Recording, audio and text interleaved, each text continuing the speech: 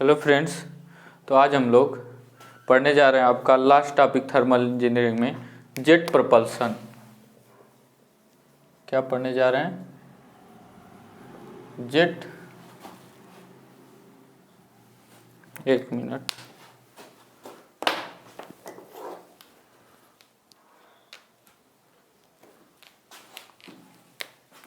Jet propulsion, ठीक है। हिंदी में क्या बोलते हैं? जेट नोदन। चलिए इसको फिर से लिखते हैं, इतना डार्क नहीं है।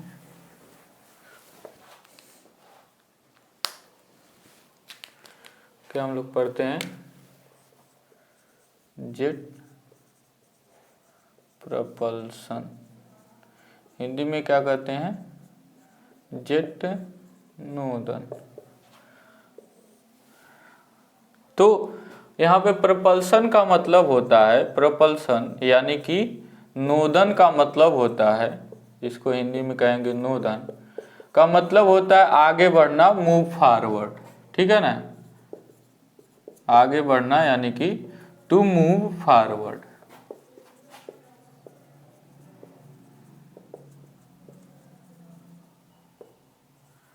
तो इसका मतलब क्या है कि जेट के माध्यम से किसी चीज को, किसी इंजन को आगे बढ़ाया जाएगा। तो ये क्या होता है एक्चुअली में? एक प्रकार का आईसी इंजन है। आईसी इंजन मतलब इंटरनल कंबस्शन इंजन।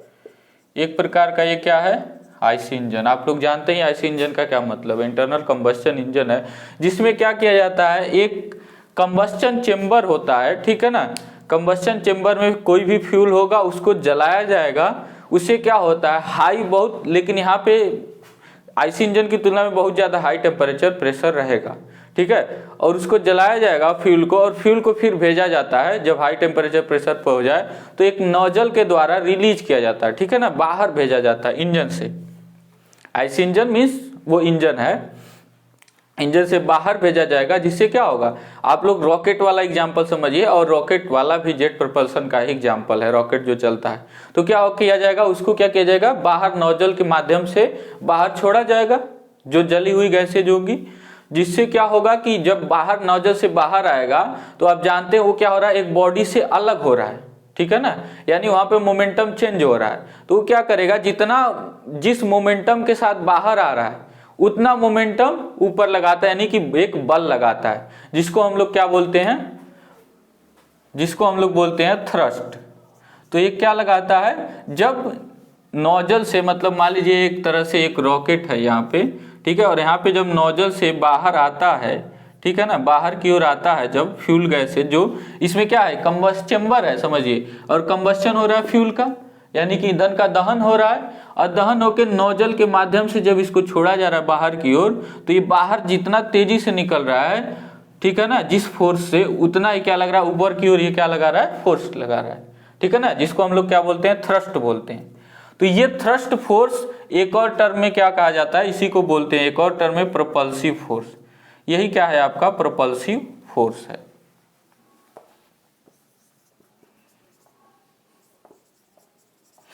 यानी कि क्या होता है, ये प्रोपल्सिव फोर्स लगता है, इस फोर्स लगने के कारण ये क्या होता है, ये इंजन जो होता है, आप इंटरनल कंबस्शन इंजन अभी समझ रहे हैं तो उसी के अनुसार समझिए, वो क्या होता है, आगे बढ़ता है।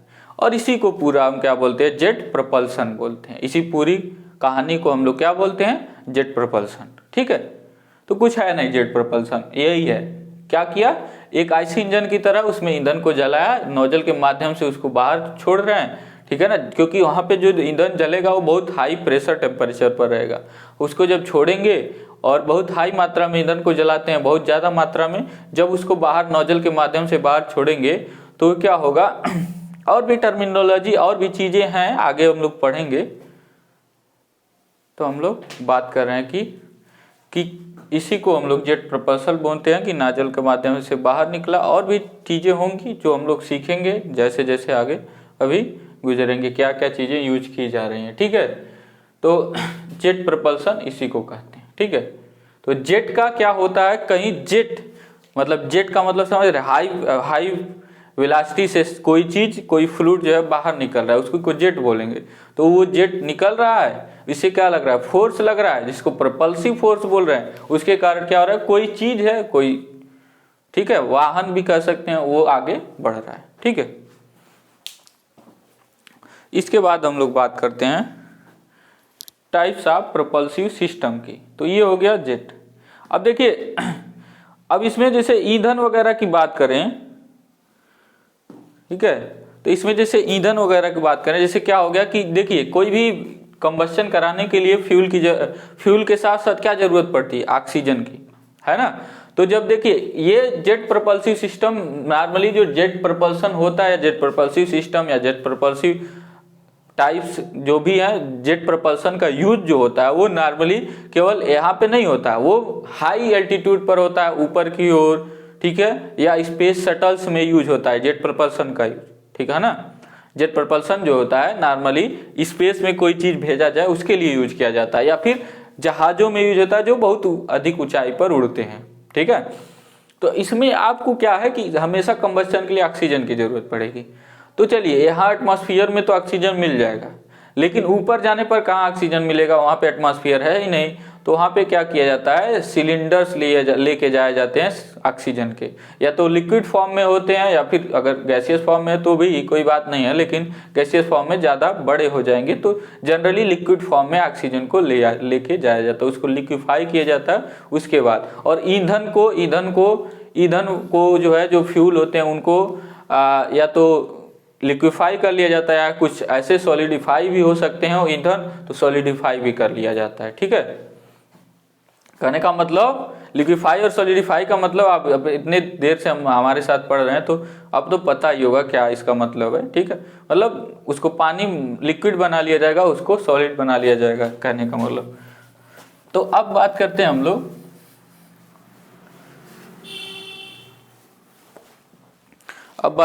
लोग क्लासिफिकेशन ऑफ प्रोपल्सिव सिस्टम्स की। ठीक है, अगला हेडिंग हमारा रहेगा classification of propulsive system.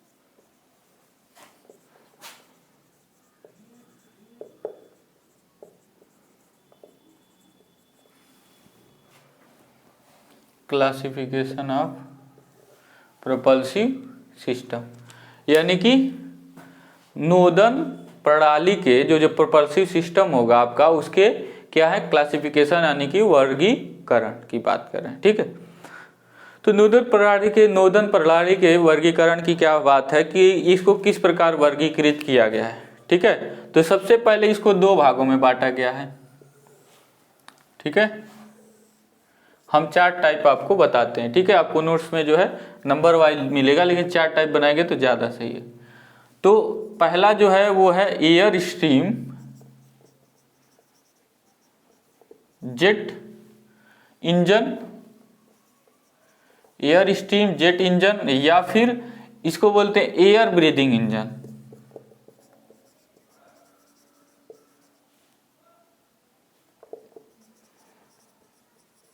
Engines, ठीक है, तो इसका मतलब क्या है, इसमें एयर आपका मिलेगा। एयर ब्रीदिंग मतलब एयर ये बाहर एटमॉस्फेयर से लेंगे। ठीक है, यानी एटमॉस्फेयर में ये चलेंगे। एटमॉस्फेयर के ऊपर चलने वाले जो होते हैं वो कहलाते हैं सेल्फ कंटेन्ड रॉकेट इंजन। क्या कहलाते हैं? Self contained rocket engine. ठीक है, या फिर इसको बोलते हैं non air breathing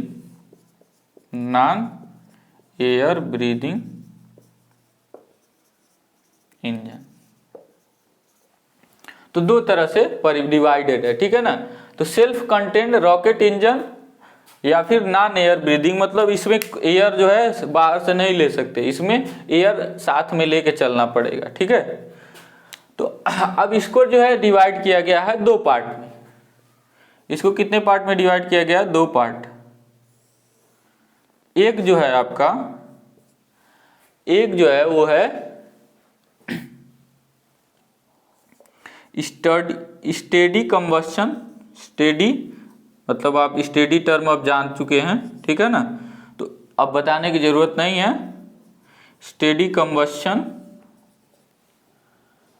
air breathing, steady combustion system कह लीजिए, या इसको बोलेंगे एक और टर्म में बोलेंगे कॉन्टिन्यूअस एयर फ्लो। इसमें होता है, इसमें क्या होता है?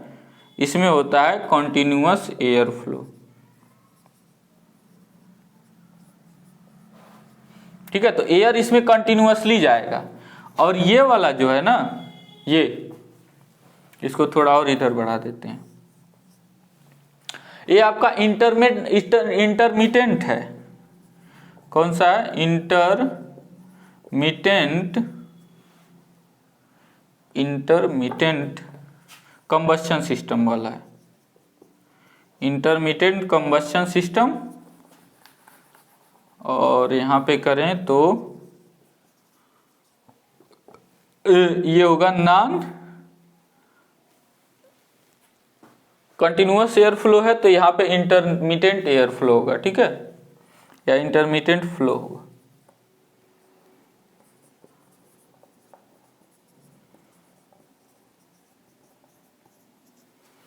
ठीक है, तो इंटरमिटेंट फ्लो होगा। अब देखिए, इसको 3 भागों में बांटा गया है। एक है रैमजेट, ठीक है, रैमजेट, टर्बोजेट और टर्बोप्रॉप।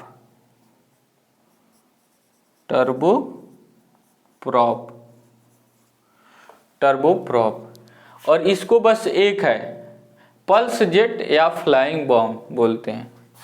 इसका बस एक ही क्लासिफिकेशन है, एक ही है, पल्स जेट या फ्लाइंग बॉम्ब, ठीक है। तो ये प्रकार हैं, ठीक है। और इसका जो है, इसका क्या प्रकार है? इसके 2 प्रकार हैं आपके। एक है आपका लिक्विड प्रोपेलेंट, ठीक है, यहां पे बना देते हैं लिक्विड प्रोपेलेंट, मींस इसमें लिक्विड फ्यूल यूज किया जाएगा। एक है सॉलिड प्रोपेलेंट, मींस इसमें सॉलिड फ्यूल यूज किया जाएगा, ठीक है। तो ये आपके क्लासिफिकेशंस है। अब हम लोग पढ़ेंगे आगे रैमजेट और टर्बोजेट के बारे में, ठीक है, और उसके लाभ हानि भी है कुछ, उसके बाद ये खत्म हो जाएगा, ठीक है। तो यहाँ पे हमने एक रैमजेट इंजन बनाया है, जहाँ पे हमने हेडिंग दिया principle of operation of ramjet engine, ठीक है ना। तो रैमजेट इंजन ऐसे है, इसका कंस्ट्रक्शन ऐसे है, इसका प्रिंसिपल हम बताते हैं। इसको 2 नाम से और जानते हैं, एथोडाइड बोलते हैं या एथोडिट बोलिए, एरोथर्मोडायनेमिक डक्ट भी बोलते हैं, मतलब इसी का फुल फॉर्म है। और या फिर फ्लाइंग स्टोव पाइप भी बोलते हैं। स्टोव पाइप मतलब जल रहा है और पाइप की तरह ही होता है, मेनली कुछ और है नहीं। तो इसमें देखिए, यहाँ से एयर इन होगा, तेजी से बढ़ेगा, यहाँ पे होगा डिफ्यूजर। अब डिफ्यूजर यहाँ पे बस लाइन डायग्राम बनाएगा, डिफ्यूजर एक्चुअली में ऐसे थोड़ी होता है। तो अगला वाला पार्ट, शुरू वाला सुपरसोनिक डिफ्यूजर कहलाता है, दूसरा वाला सबसोनिक डिफ्यूजर कहलाता है, ठीक है। इससे क्या है कि ये प्रेशर बढ़ाने का काम करता है, ठीक है। तो एक तरह से क्या करेगा, प्रेशर को बढ़ाएगा, ठीक है। और प्रेशर बढ़ेगा तो यहाँ पे क्या हो जाएगा, यहाँ पे प्रेशर थोड़ा ज़्यादा हो जाएगा, टेम्परेचर भी ज़्यादा हो जाएगा। यहाँ से क्या हो जाएगा, उस एयर में जो पहुँच रहा होगा उसका क्या किया जाएगा, उसमें फ्यूल इंजेक्ट किया जाएगा। फ्यूल इंजेक्ट किया जाएगा, यहाँ से फ्यूल इंजेक्ट किया जाएगा। ये फ्यूल इंजेक्टर है, फ्यूल इंजेक्टर से इंजेक्ट किया जाएगा। ये पूरा कंबस्शन चेम्बर है, इसमें क्या होगा, एक इग्नाइटर लगा होगा जो क्या करेगा, फ्यूल को जला देगा। फ्यूल को जला देने से क्या हो जाता है, यहाँ पर लगभग 2000 केल्विन तक का तापमान प्राप्त किया जा सकता है। तो उसमें 273 डिग्री सेंटीग्रेड पाने के लिए तो क्या 2000 केल्विन तक का तापमान प्राप्त किया जा सकता है। इसको जो है इसके बाद नोजल से गुजारा जाता है, नोजल से जाता है, मतलब एक कांस्टेंट फ्लो है एक तरह से, ठीक है ना, कांस्टेंट फ्लो ही हो रहा है। नोजल से जब गुजरता है तो एग्जॉस्ट होता है, यहाँ से थ्रस्ट लगता है, ये इधर की ओर आगे बढ़ता है। यही आपका रैमजेट इंजन वो सिंपल सा इसका कंस्ट्रक्शन और वर्किंग, ठीक है, बस इतना सा ऐसे ही होता है। तो इधर की ओर जब ये बाहर एग्जॉस्ट होगा, नोजल से बाहर निकलेगा, इस पर थ्रस्ट लगेगा, ऐसे मोशन करेगा, ठीक है।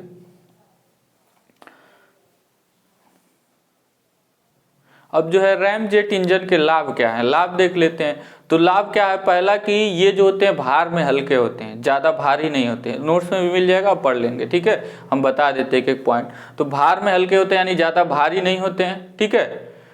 दूसरा पॉइंट ये हो गया कि इनका लाभ, दूसरा लाभ ये है कि ये इनमें कोई मूविंग पार्ट नहीं होते, यानी मूव करने वाले, रोटेट करने वाले या स्लाइड करने वाले वो पार्ट नहीं होते, बस सब स्टेशनरी है।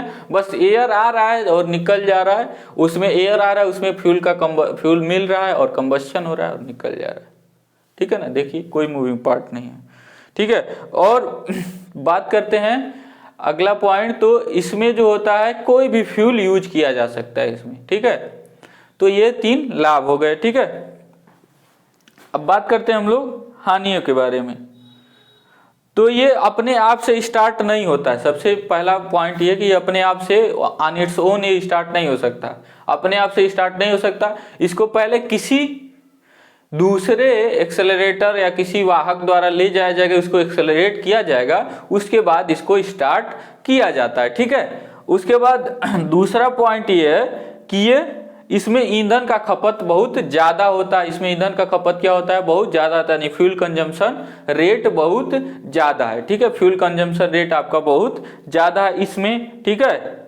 और इसमें जो डिफ्यूजर का डिजाइनिंग होता है वो बहुत जटिल होता है, बहुत कठिन होता है, ठीक है। जो डिफ्यूजर लगा हुआ है इसका डिजाइनिंग करना इतना आसान नहीं होता है, ठीक है। तो ये हानियां हो गए 3, और 3 क्या हो गए, इसके लाभ हो गए, ठीक है।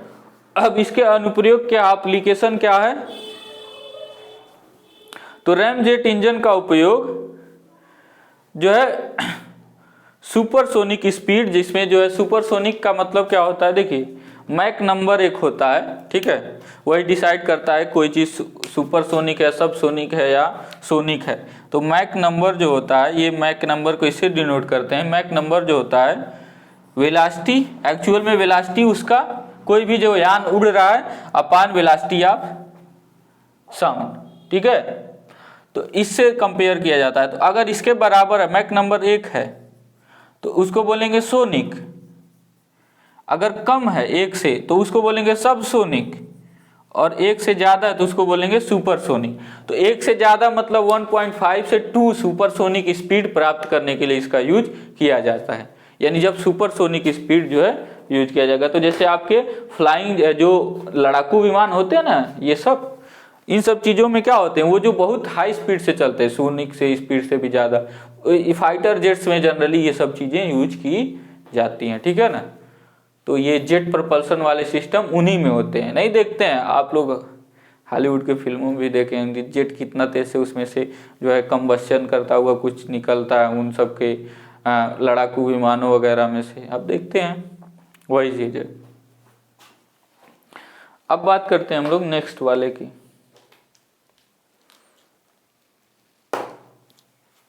नेक्स्ट वाले का, तो ये आपका कौन सा वाला, टर्बोजेट इंजन, ठीक है ना। इसका प्रिंसिपल ऑफ ऑपरेशन है, यानी कार्यकारी सिद्धांत हिंदी में कहें तो यहाँ पे जो है देखिए क्या क्या इसमें तो एक कंप्रेसर होता है, वही गैस टरबाइन वाला है पार्ट, बस थोड़ा सा अंतर है।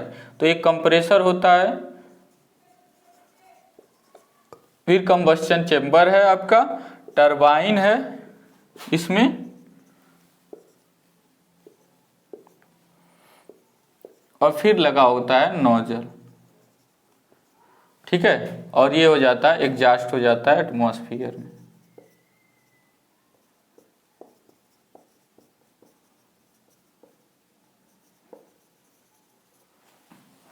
ठीक है, देखिए कैसे वर्क करता है। तो ये पूरा ऊपर से देखिए, ऊपर से हमने बनाया है, तो ये पूरा वायुयान है, मानिए एयरक्राफ्ट, ठीक है ना। ये एयरक्राफ्ट में ये इंजन यूज किया जाता है, ठीक है। हाई स्पीड पर जो एयरक्राफ्ट चलाने होते हैं उनमें यूज किया जाता है। तो देखिए क्या होता है, एटमॉस्फेयर से एयर लिया, ठीक है। एयर इसमें गया, कंप्रेसर में कंप्रेस हो गया, ठीक है। इसमें क्या क्या होते हैं पहले तो सब नोट्स में है, नोट्स में आप पढ़ेंगे समझ जाएंगे। कंप्रेसर होता है, कंबस्टन चेंबर होता है, टरबाइन, नाजल होता है, ये इसके यूनिट्स है। एटमॉस्फेयर से एयर लिया, कंप्रेसर में कंप्रेस हुआ और फिर क्या हुआ, कंबस्टन चेंबर में गया। अब कंबस्टन चेंबर में जाके जो भी होता है वो आप ही जानते ही हैं, कंबस्टन चेंबर में फ्यूल आता है और यहाँ पे क्या होता है, एयर का जो है वहाँ पे मिक्सचर, यहाँ पे टरबाइन में जाएगा।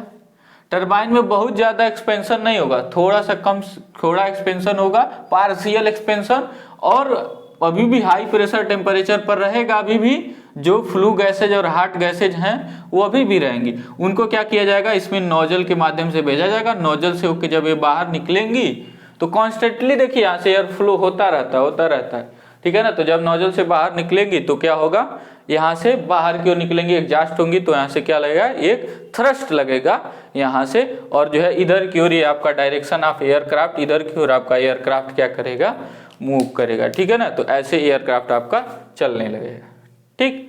तो इस तरह से आपका वर्क करता है कौन सा वाला, टर्बो जेट इंजन, ठीक है ना। इस तरह से वर्क करता है, ये कंस्ट्रक्शन है, ठीक है। इसके लाभ और हानियां नीचे आप लोग पढ़ लेंगे, ठीक है, मतलब नोट्स में नीचे। बाकी जो है ये अब आपका थर्मल इंजीनियरिंग सिलेबस पूरा कंप्लीट हो जाता है, ठीक है। तो आप लोग अच्छे से एग्जाम देंगे अब, ठीक है, अच्छे से पढ़ के अच्छे से एग्जाम देंगे। आपको एग्जाम के लिए ढेर सारी शुभकामनाएं कि आप लोग का एग्जाम अच्छा हो, ठीक है। अगर आप लोग मौका देंगे तो फिर मिलेंगे आप लोगों से नेक्स्ट सेमेस्टर में, ठीक है, जब आप लोग पढ़ेंगे कुछ और चीज़ें, ठीक है। कुछ और चीज़ें आएंगी तो हम लोग कुछ पढ़ाने के लिए आएंगे, ठीक है, तब मिलेंगे आपसे। Thank you.